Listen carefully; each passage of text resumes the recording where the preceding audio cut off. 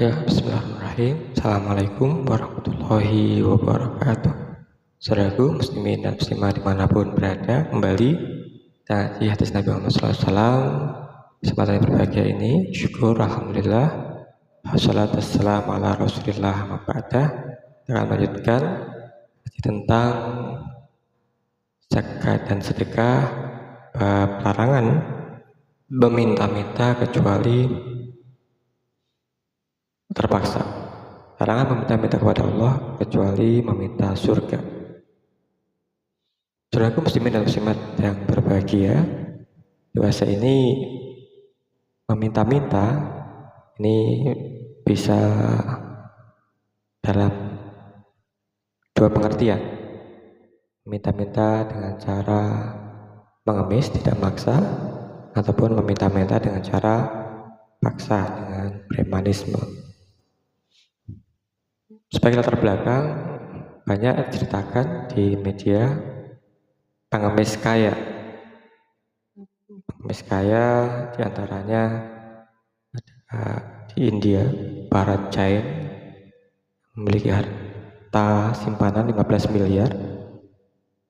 Dan juga di negeri kita, ada di Kediri, ada di Madura, ada di Gorontalo, ada di Ponorogo, pengemis dengan harta simpanan yang ratusan juta atau bahkan miliaran. Saudaraku muslimin dan muslimah dimanapun berada, mengapa terjadi meminta-minta baik itu dengan merendahkan diri ataupun dengan cara paksa? Inilah maka pentingnya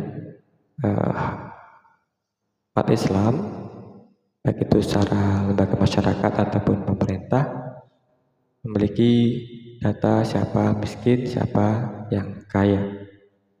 Dengan data ini maka akan terwujud keseimbangan.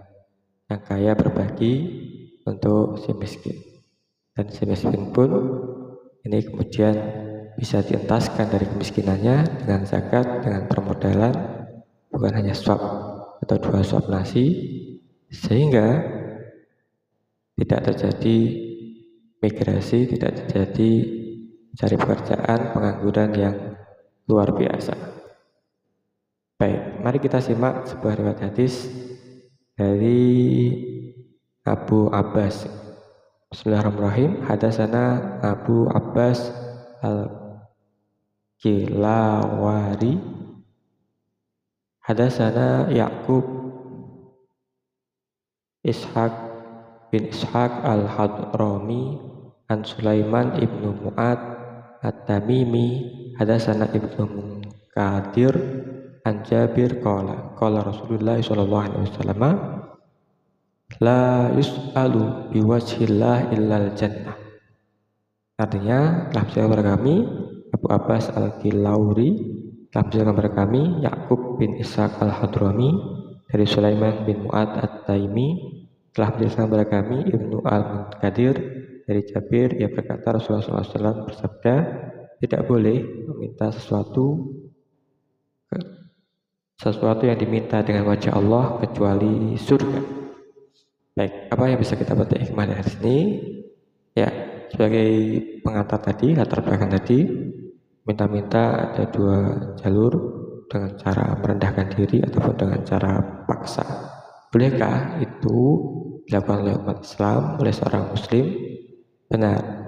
Meminta-minta ini kecuali terpaksa dalam keadaan tidak punya apa-apa, kelaparan, kemudian tidak ada harta yang dimiliki, terkena musibah bencana alam, tidak memiliki sesuatu pun, maka bolehlah minta-minta secukupnya.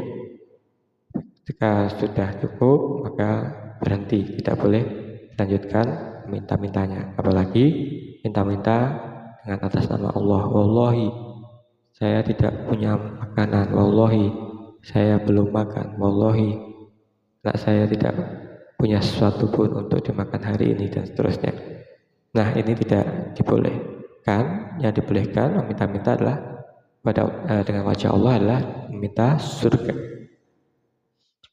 Ya, saudaraku, kenapa Rasulullah SAW dalam hadis Anas bin Malik Rasulullah SAW bersabda, Man sa'al jannah salah samarrat qala al jannah Allahumma adkhilhu al jannah. Wa man istajara minan nar salah samarrat qalat an-nar Allahumma ajirhu minan nar.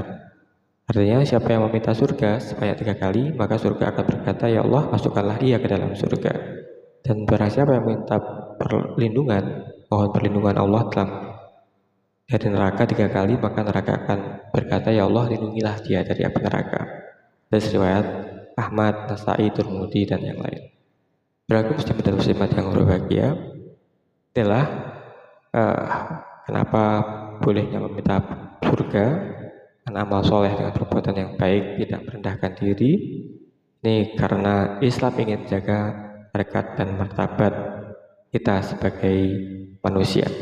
Dan perlu kiranya lembaga-lembaga sosial masyarakat untuk mendata siapa yang fakir, siapa yang miskin, siapa yang kaya, sehingga tidak terjadi proses terpaksa meminta-minta karena tidak ada yang peduli, tidak ada yang perhatikan, dan kemiskinan menjadi kronis, menjadi akut, tidak tertolong, dan akhirnya turun ke jalan meminta-minta.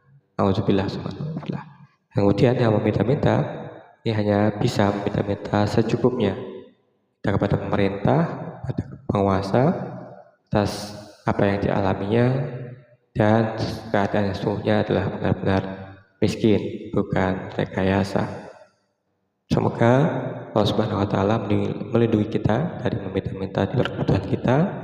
Karena nanti siapa yang minta lebih dari 3 kali di luar kebutuhannya yang sudah tercukupi, maka dia akan datang kepada Allah dengan wajah tanpa daging. Nauzubillah subhanallah.